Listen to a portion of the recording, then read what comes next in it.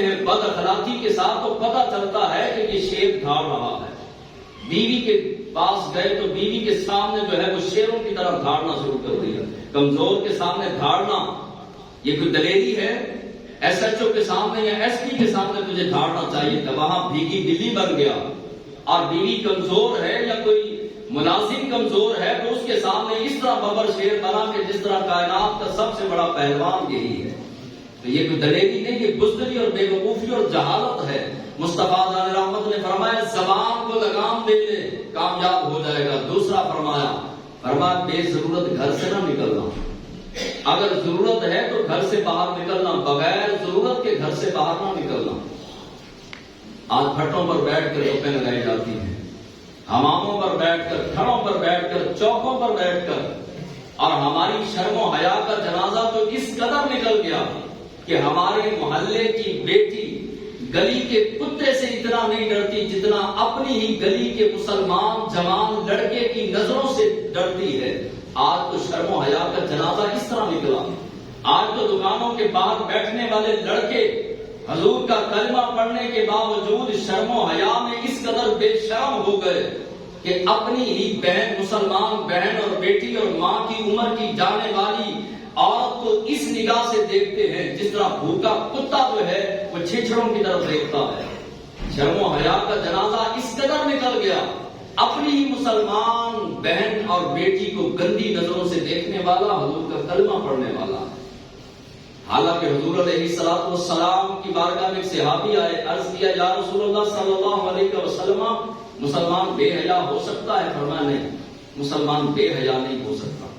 جس نے میرا کلمہ پڑھا ہے اس کے اندر حیا ضرور ہوگی. اور تیسری بات حضرت عتبہ کو جو حضور علیہ السلام نے فرمایا کہ جب کبھی گناہ ہو جائے تو توبہ میں تاخیر نہ کرنا. جب کبھی تم گناہ کر بیٹھو تو توبہ میں جلدی کرنا، توبہ میں تاخیر نہ کرنا، لوٹ آنا، پلٹ آنا.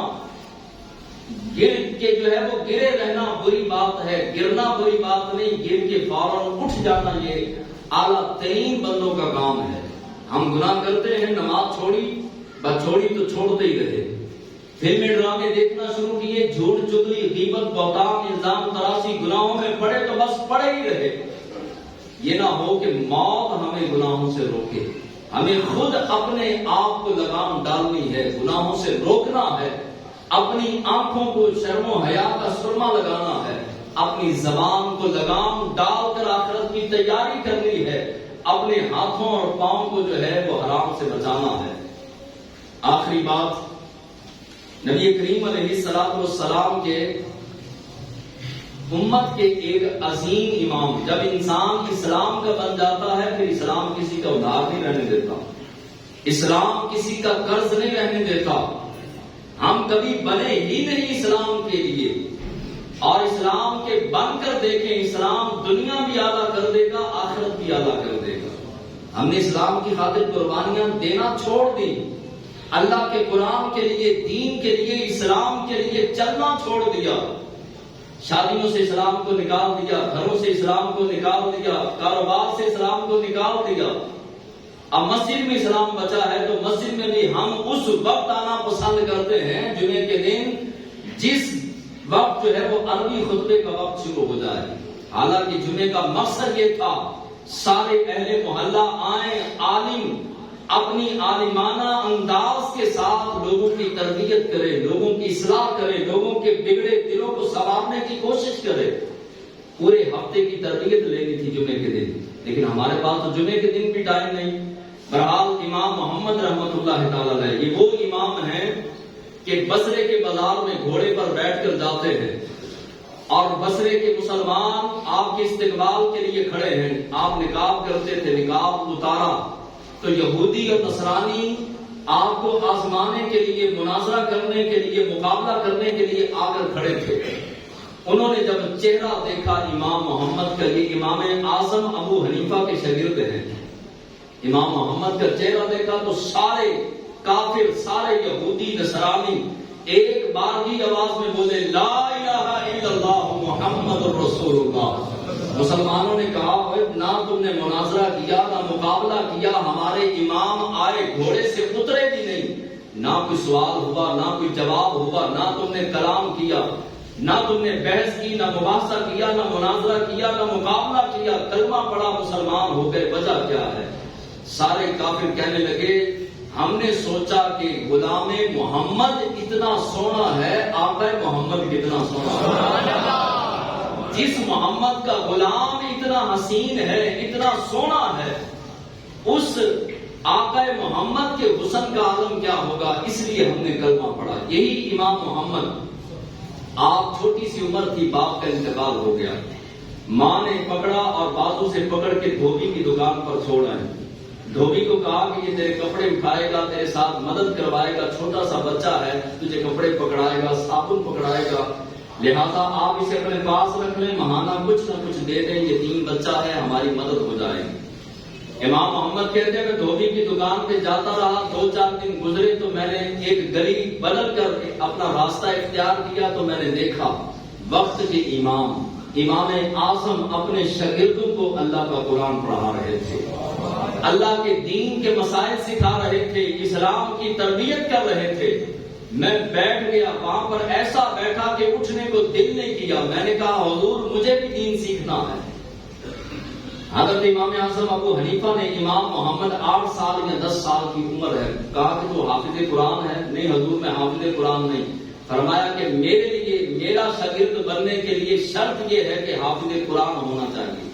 اب چلا جا اور حفظ کر کے آ، حافظ قرآن بن کر پھر آنا۔ یہ گئے، 7 دن کے بعد لوٹ کر واپس آئے۔ امام اعظم نے فرمایا تجھے کہا تھا حافظ قرآن بن کے آنا، کہا حضور 7 دن ہے حافظ قرآن بن گیا، میں نے حفظ کر لیا ہے۔ امام محمد 7 دن کے اندر حافظ قرآن بن کر آ گئے۔ آپ نے شاگردی شروع کی۔ آپ کی والدہ امام اعظم کے پاس آئی، کہنے لگی میں نے بچہ مولوی نہیں بنانا، مولویوں کے پاس تو رزق کی تھوڑ ہوتی ہے، تو میں نے کوئی ہنر سکھانا ہے تاکہ میرا بچہ کچھ سیکھے اور پیسہ کمائے۔ تو آپ نے اس کو مدرسے میں داخل کر لیا۔ اب ہم کھائیں گے کہاں سے؟ آج بھی یہی رونا ہے۔ اگر اسلام کے لیے، دین کے لیے قربانی دی تو کھائیں گے کہاں سے، پیئیں گے کہاں سے؟ امام اعظم نے جو جواب دیا قیامت تک سونے کے لفظوں سے لکھنے والا ہے۔ امام اعظم نے فرمایا بی بی جب تک یہ ہنر اسلام کا سیکھ رہا ہے 100 دینار میں تجھے دیا کروں گا اپنی جیب سے، اور رہی بات اس کے ہنر سیکھنے کی، میں اس کو ایسا ہنر سکھا رہا ہوں، یہ پستے کے تیل میں، یہ لفظ دیکھیے امام اعظم کے، یہ پستے کے تیل میں بنا ہوا فالودہ کھایا کرے گا۔ اب پستے کے تیل میں بنا ہوا فالودہ صرف بادشاہ کھایا کرتے۔ اب اس نے جو ہے وہ والدہ چلالی تھی، امام محمد کی والدہ جا اپنے گھر چلی گئی اور کہنے لگی کہ یہ کیسے ہو سکتا ہے کہ پستے کے تیل میں یہ فالودہ کھائے، روٹی پوری ہوتی نہیں۔ تو امام اعظم نے یہ کیا بات کر دی؟ وقت چلتا رہا، آپ پڑھ گئے، اتفاق سے تعلیم مکمل کرنے کے بعد جب گھر لوٹ کر آئے، واپس آئے تو اس دن بھی گھر میں کچھ نہیں پکا تھا۔ ماں جلال میں آ گئی کہ تجھے کہا تھا ہنر سیکھ، تجھے کہا تھا کہ دھوبیوں کا کام سیکھ لے، 4 پیسے آتے، گھر میں روٹی بنتی۔ امام محمد جو ہے وہ ہاتھ باندھ کے کھڑے ہو گئے۔ دین پڑھا تھا، جس نے دین پڑھا ہوتا ہے اس کو پتا ہوتا ہے ماں کا ادب کیا ہے، جس نے اسلام کی تعلیمات لی ہوتی ہیں اس کو پتا ہوتا ہے باپ کا رتبہ مقام کیا ہے۔ ہاتھ باندھے کہا اماں اب میں گھر چھوڑ کے جا رہا ہوں، اس وقت لوٹ کے آؤں گا جب تجھے سونے کے تھال میں حلوہ پیش کروں گا۔ امام محمد گھر سے باہر نکلے، راستے میں جوتی ٹوٹ گئی، موچی کو کہا جوتی گانٹھ دے۔ موچی نے کہا پیسے دے، کہا پیسے تو نہیں ہیں، میں تجھے قرآن کی آیت سنا دیتا ہوں، کوئی حدیث سنا دیتا ہوں۔ موچی کہنے لگا حدیث سے کام نہیں چلے گا، حدیث سے پیٹ نہیں بھرتا، پیسے ہیں تو دے ورنہ یہ جوتی لے جا۔ امام محمد فرماتے میں نے جوتی اتار دی، دونوں پاؤں اتار کے اس کے پاس رکھ دیے، آگے چلا۔ آگے دیکھا تو ایک بندہ دیوار بنا رہا تھا اور راستہ بند کر رہا تھا، ٹیڑھی دیوار بنا رہا تھا۔ میں نے کہا یہ راستہ ہے، مخلوق کا راستہ بند نہیں کرتے، مخلوق کا راستہ کھولتے ہیں۔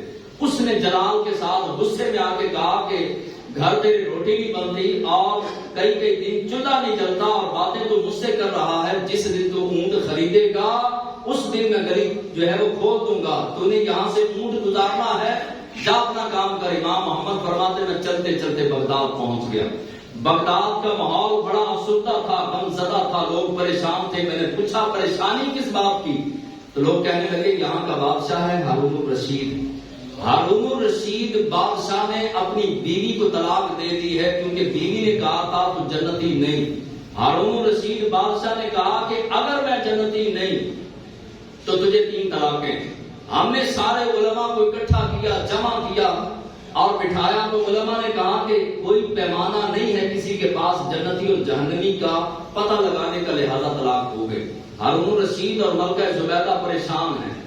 امام محمد تعلیم حاصل کر چکے، عالم بن چکے اور عظمت و شان پا چکے۔ آپ نے فرمایا جاؤ، امام محمد نے فرمایا جاؤ بادشاہ کو کہو کہ تمہارا حل میرے پاس ہے، میں اس مسئلے کا حل نکالتا ہوں۔ بادشاہ نے کہا کہ جلدی بلاؤ، اگر اس مسئلے کا حل نکل آئے تو میں منہ مانگا انعام دوں گا۔ امام محمد بادشاہ کے پاس پہنچے، بادشاہ سے سوال کیا۔ امام محمد نے کہا تو نے 3 طلاقیں دے دی؟ کہا کہ میں نے اس شرط کے ساتھ طلاق دی ہے کہ اگر میں جنتی نہیں تو تجھے طلاق۔ امام محمد فرمانے لگے اچھا یہ بتا، زندگی میں کبھی تجھے کسی نے دعوت گناہ دی ہو اور تو نے کہا ہو انی اخاف اللہ، نہیں میں نے گناہ نہیں کرنا، مجھے اللہ سے ڈر لگتا ہے۔